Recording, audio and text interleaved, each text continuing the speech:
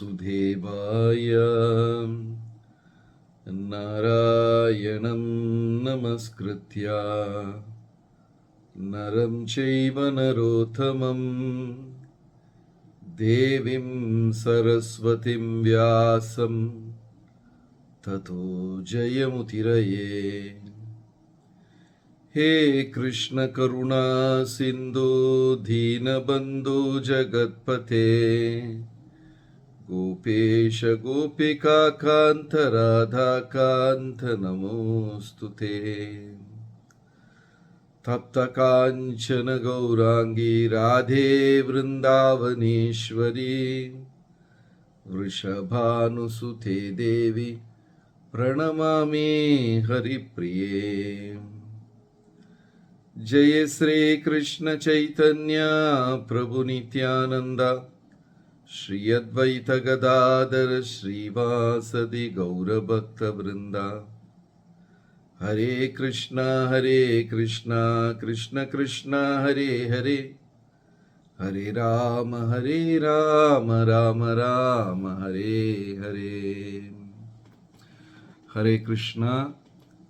அனைத்து பக்தர்களுக்கும் என் மிக பணிவான வணக்கம். இப்போ 2-3 நாளைக்கு முன்னாடி வாமன ஜெயந்தி, வாமன அவதாரம் நம்ம கொண்டாடணும்.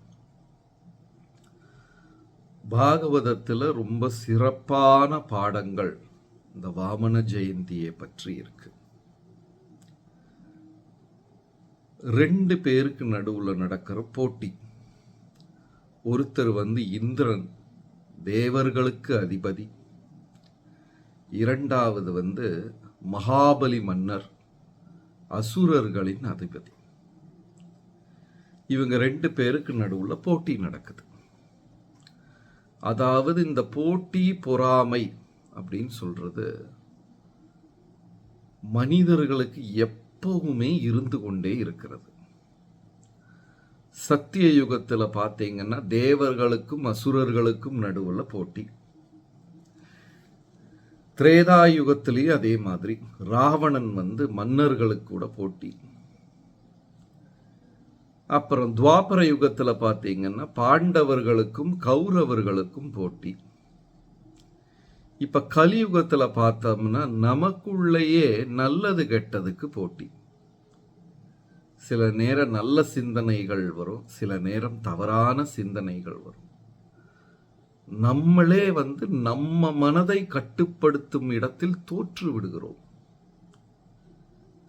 சுயமா என் சிந்தனைகள், என்னுடைய புலன்கள், என்னுடைய விருப்பம் வெறுப்பு, இதை கட்டுப்படுத்துற இடத்திலே நம்ம தோற்று போய்விடுறோம், படுதோல்வி அடைந்து விடுகிறோம். சில நேரத்தில் அந்த கோபத்தை நம்ம மேல காமிக்க முடியாததுனால அந்த கோபத்தை நாம் மற்றவர்களிடத்தில் காண்பித்துக் கொண்டிருக்கிறோம். இந்த போட்டி என்று சொல்வது நிரந்தரமாக நமக்குள்ளேயே நடந்து கொண்டிருக்கிறது. இப்போ ஒரு பக்கத்துல மகாபலி மன்னர், அவர் பகவானுடைய பெரும் பக்தர். இனி ஒரு பக்கத்துல இந்திரன், அவர் அந்த தேவைக்காக பகவானிடம் சரணடைந்திருக்கிறார். இப்ப 2 பேருமே பகவான் கிட்ட போயிருக்காங்க. ஒரு பக்கத்துல மகாபலி மன்னர், அவர் எப்பவுமே பகவானுடைய பக்தர். இனி ஒரு பக்கத்துல இந்திரன், மகாபலி மன்னரை தோற்கடிப்பதற்காக பகவானை சரணடைந்திருக்கிறார். இப்ப பகவான் என்ன செய்வார்? 2 பேர் அவரை சரணடைஞ்சிருக்காங்க, 2 பேருக்கு உதவி செய்துதான் ஆக வேண்டும். அப்போ பகவான் என்ன செஞ்சார்னா, வாமனமூர்த்தியாக அவதாரம் எடுத்தார். ஒரு சின்ன பிராமண குழந்தை பிறந்த உடனேயே அந்த குழந்தை திடுதிடுன்னு வளர்ந்து விட்டது. அந்த குழந்தை போய் மகாபலி மன்னர் பெரும் வேள்வி, தன்னை மறுபடியும் மறுபடியும் சக்தி உள்ளவனாக மாற்றுவதற்காக பெரும் யாகம் நடத்துகிறார். அந்த யாகத்துக்கு இந்த வாமனமூர்த்தி, இந்த குழந்தை போற மகாபலி மன்னர் கிழக்கு திசையில சூரியன் உதிக்கும் அந்த ஒரு இடத்துல இருந்து சூரியனை போல தங்க நிறத்துல இந்த குழந்தை நடந்து வருகிறது. தன்னுடைய யாகத்தை நிறுத்திவிட்டு இந்த குழந்தையவே பார்த்து கொண்டிருக்கிறார். யாகத்தை நடத்துவது யாரு? மகாபலி மன்னரின் குருவான சுக்கராச்சாரியார். அவரும் யோசிக்கிறார், யாருப்பா இந்த குழந்தை? தங்க நிறத்துல இப்படி தகதகன்னு ஜொலிக்கிறதே. ஆனா இடுப்புல மர உரியை அணிந்து கையில கமண்டலம், சந்நியாச தண்டம் இதையெல்லாம் வச்சுக்கிட்டு இருக்கே இந்த குழந்தை யாரு? 2 பேர் யோசிக்கிறாங்க. அந்த குழந்தை அந்த யாகம் நடக்கும் இடத்திற்கு வந்த உடனே தன்னை அறியாமலே மகாபலி மன்னர் எழுந்திருத்து நிற்கிறார். நின்று அந்த குழந்தையை வணங்கி பெரிய ஒரு இருப்பிடம் கொடுத்து அதில் அந்த குழந்தையை உட்கார வைத்து பாதமெல்லாம் கழுகி அபிஷேகம் செய்து, உங்களை மாதிரி மகாத்மா முற்றும் துறந்தவர்கள் என்னுடைய யாக வேள்விக்கு வந்தது எனக்கு ரொம்ப பிடிச்சது. நான் இதை பெரிய அருளாக அனுக்கிரகமாக கருதுகிறேன். உங்களுக்கு என்ன வேணும்? ஏதாவது தட்சணை நான் கொடுக்க வேண்டும் அப்படின்னு கேட்கிறார். அதாவது பிராமணர்கள், அந்தணர்கள், ஆன்மீகவாதிகள், உயர்ந்தவர்கள், குரு, அவர்களுக்கு தட்சணை கொடுப்பது சீடர்களின் கடமை. உடனே வாமனமூர்த்தி சொல்லுகிறார், நான் முற்றும் துறந்த பிராமணன். எனக்கு என் கையில் உள்ளதை வைத்து திருப்தி அடைய தெரியவில்லை என்றால் இந்த உலகமே எனக்கு கிடைச்சாலும் திருப்தி கிடைக்காது. அதனால எனக்கு ஒன்றும் வேண்டாம் என்று சொல்லுகிறார். இல்லை இல்லை, நீங்க எதையாவது என்கிட்ட இருந்து கேட்டுதான் ஆகணும். என்ன வேணும் உங்களுக்கு?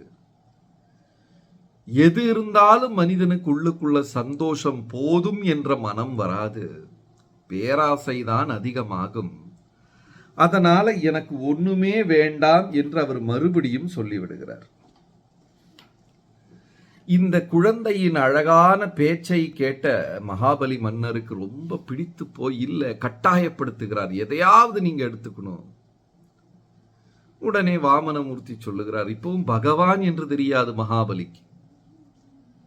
உங்ககிட்ட இருக்கிறதெல்லாம் வச்சு நான் என்ன செய்ய போறேன்? பொன்னும் பொருளும் இதெல்லாம் எனக்கு வேண்டாம். அப்போ ஏளனமாக மகாபலி சிரிக்கிறார். என்ன, உங்களை பார்த்தா பெரிய ஞானி போல இருக்கு. நான் இவ்வளவும் தர்றேன்னு சொல்றேன், ஒண்ணுமே வேண்டாங்கிறீங்களே, அது ரொம்ப முட்டாள்தனமா இருக்கே அப்படின்னு ஒரு கேலி செய்கிறார். உடனே மகாபலி சொல்றார், சரிப்பா, நீ இவ்வளவு கட்டாயப்படுத்துறதுனால எனக்கு 3 அடி மண்ணு போதும் என்று சொல்லுகிறார். உடனே மகாபலி சொல்றார், 7 14 உலகமும் எனக்கு சொந்தம், 3 அடி மண்ணு கேட்குறீங்களே, சரி எடுத்துக்கோங்க. அப்புறம்தான் அவருக்கு தெரிஞ்சது, அந்த 2 அடியிலேயே 14 உலகத்தை அளந்தெடுத்து விட்டார். அப்படியே வளர ஆரம்பிச்சார் அந்த பிராமண குழந்தை. வளர்ந்து வளர்ந்து வளர்ந்து மேகங்கள், மலை சிகரங்கள், அதற்கு மேலே இருக்கும் தேவர்களின் உலகம், முனிவர்களின் உலகம், பிரம்மாவின் உலகம் வர கீழே பாதாளம், நாகங்கள், பாம்புகளின் உலகங்கள், மீன்கள், அதுக்கு அடியில பாதாள உலகங்கள், அத்தளம், வித்தளம், சுத்தளம், 2 கால்ல எல்லாத்தையும் எடுத்துட்டு மறுபடியும் குழந்தையாக மாறி 3வது பாதத்தை எங்க வைப்பேன் என்று கேட்கிறார். அந்த விஸ்வரூபத்தை பார்த்து அதிர்ந்து போன மகாபலி மன்னர் கண்களெல்லாம் நிறைந்து மெய் சிலிர்த்து போய், பகவானே என் முன்னாடி ஒரு யாஜகனாக நிற்கிறாரே, இது எவ்வளவு பெரிய பாக்கியம். குரு சொல்றாரு, நீ கொடுக்காதே கொடுக்காதே. சுக்கராச்சாரியர் சொல்லுகிறார், கொடுக்காதே. நீ அவருக்கு கொடுத்த, நான் உன்னை விட்டு போயிருவேன். சுக்கராச்சாரியர் ஒரு மனிதனின் வாழ்க்கையிலிருந்து போயிட்டாருன்னா நம்ம தெருக்கோடியில வந்துருவோம், பிச்சைக்காரனாக மாறிவிடுவோம். நம்ம கூட ஜாதகம், கிரகநிலையெல்லாம் கையில வச்சிருக்கிறோம். அந்த கிரகநிலையில், அந்த ஜாதகத்துல சுக்கிரன் தவறான இடத்தில் போய் நின்று விட்டால் நம்ம தெருக்கோடியில் வந்து விடுவோம். அந்த சுக்கராச்சாரியர் சொல்லுகிறார், நீ ஒன்னும் கொடுக்காத, வந்திருப்பது நாராயணன் ஹரி, உன்னை ஏமாற்றுவார். பகவான் தன் முன்னாடி ஒரு யாச்சகனாக வந்து நிற்கிறாரே அப்படின்னு நினைச்சு சந்தோஷமா, இனி எனக்கு கொடுப்பதற்கு ஒன்றும் இல்லை, நான் என்ற அகந்தை மட்டும்தான் இருக்கிறது, என்னுடைய 14 உலகத்தையும் நீங்க எடுத்துட்டீங்க, நான் என்ற அகந்தை மட்டும்தான் இருக்கு, என் தலையில் காலை வைத்துக் கொள்ளுங்கள் என்று ரொம்ப எளிமையாக நின்றார். அவர் தலையில காலை வச்சு அவரை பாதாளத்திற்கு அனுப்பிவிடுகிறார். இப்போ இந்த போட்டியில யாரு வெற்றி பெற்றார்கள்? இந்திரன் வெற்றி பெற்றாரா, மகாபலி வெற்றி பெற்றாரா? இவங்களுக்கு நடுவில் இருந்த போட்டியில பாகவதம் சொல்லுகிறது, வெளிப்படையாக பார்த்தால் இந்திரன் வெற்றி பெற்றார். இந்திரனுக்கு தேவையான தன்னுடைய 14 உலகங்கள் கிடைத்து விட்டது. மகாபலி மன்னரை கைது செய்தாச்சு, அவரை பாதாளத்தில் ஒரு சிறைச்சாலையில் அனுப்பிவிட்டாச்சு. இந்திரன் வெற்றி பெற்றார். ஆனா பாகவதம் ரகசியமாக என்ன சொல்லுகிறது? பாதாளத்திற்கு சென்ற மகாபலியிடம் வாமனமூர்த்தி சொல்கிறாரா, உன் பக்தி என் இதயத்தை கவர்ந்து விட்டது. 3வது அடி மண் எங்கே வைப்பது என்று கேட்டபொழுது என் தலையில் வைத்துக் கொள்ளுங்கள், நான் என்ற பாவம் மட்டும்தான் இருக்குது என்று சரணடைந்தாயே, அது என்னை நெகிழ வைத்தது. அதனால உனக்கு 3 வரங்களை நான் தருகிறேன். நான் 3 அடி மண் எடுத்தேன்லையா உன்கிட்ட இருந்து, 3 கால்கள், அதுக்கு பதிலாக நான் 3 வரங்களை உனக்கு தருகிறேன்.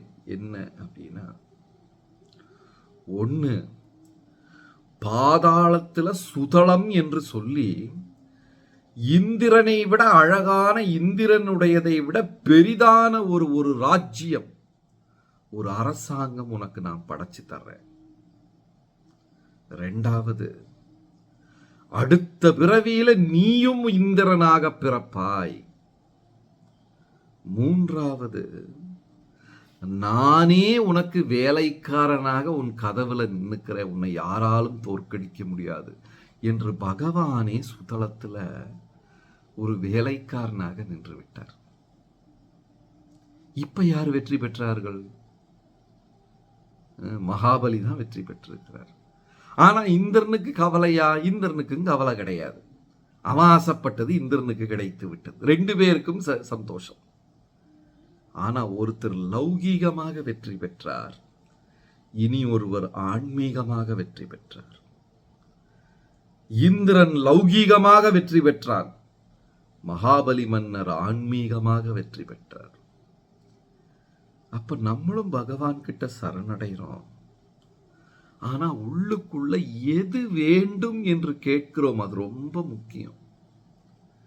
அகாமோ சர்வகாமோ வா மோக்ஷக்காம உதாரதி தீவிரேன பக்தியோகேன யஜேத புருஷம் பரம். ஒரு ஆசை இல்லாவிட்டாலும் பகவான சரணடையலாம். சர்வகாமா, எல்லா ஆசைகள் இருந்தாலும் பகவானிடம் சரணடையலாம். மோக்ஷக்காமா, மோக்ஷம் வேண்டும் என்று நினைத்தாலும் பகவானிடம் சரணடையலாம். இப்போ நம்ம பகவானை வணங்கி, கிருஷ்ணா எனக்கு இது கொடு, அது கொடு, எனக்கு எப்படியாவது நிம்மதியை கொடு, என் நண்பர்கள் எல்லாம் நல்லவங்களா மாத்திரு, இப்படியெல்லாம் நம்ம கேட்டுக்கிட்டே இருக்கோம். அவர் கொடுத்துருவார். அது இந்திரனுடைய பிரார்த்தனை மாதிரி. நம்ம லௌகீகமா வெற்றியை கேட்டுக்கொண்டே இருக்கிறோம். எனக்கு பணம் வேணும், பொன் வேணும், பொருள் வேணும், உற்றார் உறவினர்கள் நண்பர்கள் வேண்டும், இப்படியே கேட்டுக்கிட்டு இருந்தா அவருக்கு ரொம்ப ஈஸி. இந்திரனுக்கு கொடுத்துற மாதிரி கொடுத்துட்டு பேசாம விட்டுருவார். ஆனா மகாபலி மன்னரை சிறைபிடித்து கைது செய்து உலகத்திற்கு அவனை தோற்றவன் என்று தெரியப்படுத்தி ரகசியமாக சுதளத்தில் கொண்டு போய் வச்சு அவரே அங்க வேலைக்காரனா நின்னுட்டாராம். நம்ம என்ன கேட்கணும்னா, கிருஷ்ணா, இந்த ஆசைகள் எல்லாம் எவ்வளவோ பிறவிகளாக நான் பெற்றுக்கொண்டுதான் இருக்கிறேன். மனிதனாய், விலங்காய், பறவைகளாய், ஊர்வனவாய் பிறந்து இறந்து பிறந்து இறந்து எவ்வளவு கல்யாணம் பண்ணியாச்சு, எவ்வளவு குழந்தைகளாயாச்சு, எவ்வளவு வீட்டை கட்டியாச்சு. மறுபடியும் மறுபடியும் அதே ஆசையை நீ எனக்கு நிறைவேற்றி தராதே. இந்த பிறவி என் கடைசியாக இருக்க வேண்டும், உனக்கு நான் தொண்டு செய்ய வேண்டும். ஆன்மீகமான வெற்றி. சில நேரத்தில் ஆன்மீகமா வெற்றி பெறும் பொழுது லௌகீகமா தோற்க வேண்டி வரும். இப்ப நீங்க கோபியர்களை பாருங்க, விருந்தாவனத்தில் வாழக்கூடியவர்களை பாருங்கள்.